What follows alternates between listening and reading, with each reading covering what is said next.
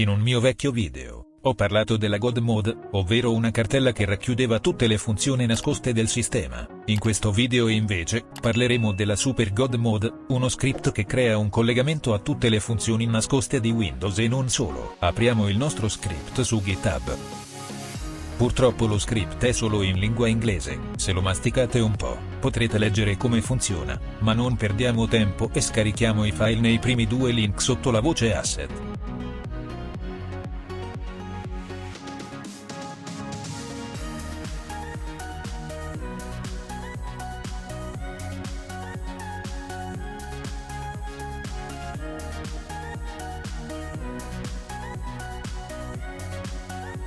Una volta scaricati, eseguiamo il file batch.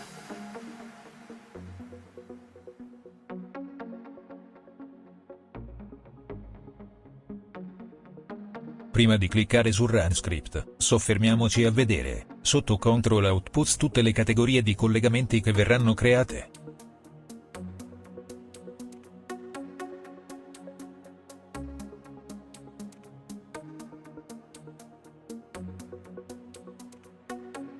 Clicchiamo ora su Run Script ed attendiamo il completamento dell'operazione.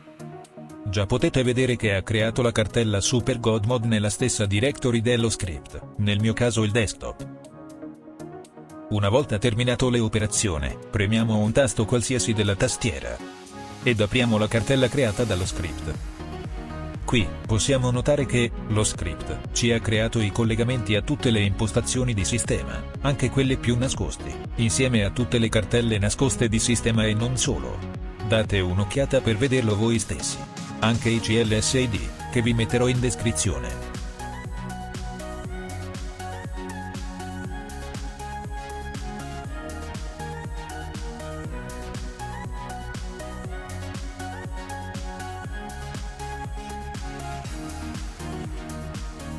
Se non riuscite a trovare un'impostazione o ad una determinata cartella, vi basta cercarla.